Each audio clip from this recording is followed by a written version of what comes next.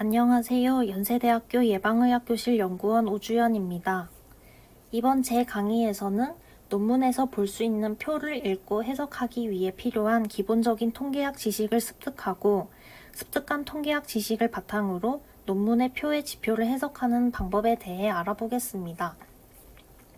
먼저 논문을 작성하거나 연구를 진행함에 있어서 여러 통계 모형들을 활용하여 통계적으로 유의한지 판단하게 됩니다. 특히 논문을 읽을 때 화면과 같은 표를 자주 보게 되는데요. 이러한 표가 보여주고자 하는 정보가 무엇일까요?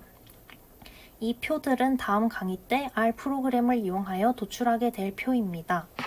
변수들에 대한 설명은 오른쪽 하단에 정리해 두었으니 참고해 주시면 감사하겠습니다. 먼저 주로 논문에서 가장 먼저 나오는 표인 테이블 1에 대해 살펴보겠습니다. 테이블 1은 주로 분석하고자 하는 변수들을 종속 변수, 즉 결과 변수에 대하여 기본적인 특성을 보여주기 위한 표입니다. 만약 독립 변수가 명목형 변수라면 각 변수의 요인별 표분수와 비율, 연속형 변수라면 평균값과 표준 편차값을 보여줍니다.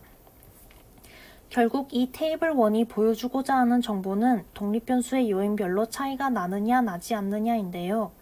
먼저 맨 위의 연령을 보시면 수면장애가 없는 집단의 평균 연령은 46.8세이고 표준 편차값은 12.4입니다. 그리고 수면장애를 겪는 집단의 평균 연령은 49.7세이고 표준 편차값은 11.9입니다. 그럼 여기서 이 두 집단의 평균 연령이 차이가 난다라고 말할 수 있을까요? 어떤 사람은 3살 차이 정도면 차이가 난다라고 생각할 것이고 어떤 사람은 최소 10살은 차이가 나야 차이가 난다라고 생각할 것입니다. 이렇게 어떤 수에 대한 예측이나 주장을 옳다 그르다를 판단하려면 통계학적으로 옳다 그르다라고 말할 수 있는 기준이 필요합니다. 이러한 기준을 유의 수준이라고 하는데요. 한 가지 예시를 들어보겠습니다. 한 연구자가 집단 A에 대해서 조사하고 있을 때 이 집단 A의 평균 연령은 50세이다 라는 가설을 증명하고 싶어 합니다. 그러나 집단 A는 사람 수가 너무 많아서 표본을 조금 뽑아서 조사한다고 가정합니다. 한 번에 100명을 뽑아서 이 100명의 평균 연령을 계산할 때 첫 번째 표본 집단의 평균 연령은 51세로 계산되었습니다. 두 번째에서 똑같이 100명을 뽑아서 평균 연령을 계산했을 때는 49세로 계산되었습니다.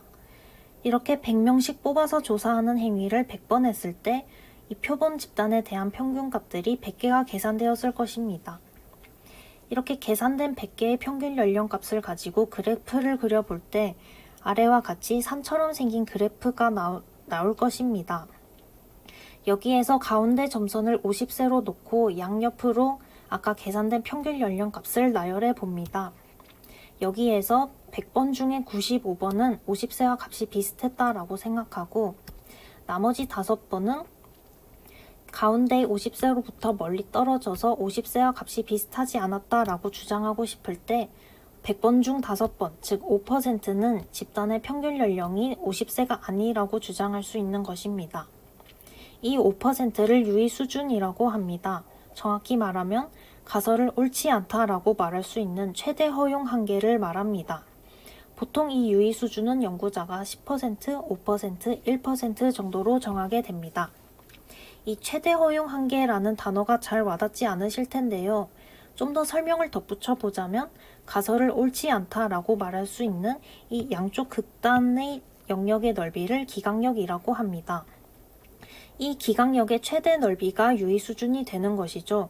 그리고 집단의 평균 연령이 50세라는 주장은 100번 중 95번, 즉 95%의 신뢰 수준을 가지고 주장할 수 있게 되는 것입니다.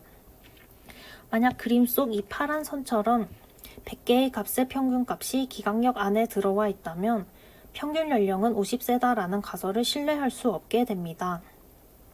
이처럼 값이 가설을 기각할 정도의 극단적인 결과값이 나오게 될 확률을 유의 확률이라고 합니다.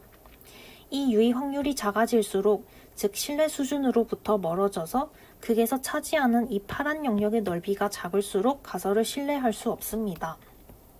만약 파란 선이 이 신뢰 수준 안에 들어간다면 파란 영역이 차지하는 넓이가 기각력보다 더 커지므로 즉 유의 수준보다 커지므로 가설을 신뢰할 수 있게 됩니다.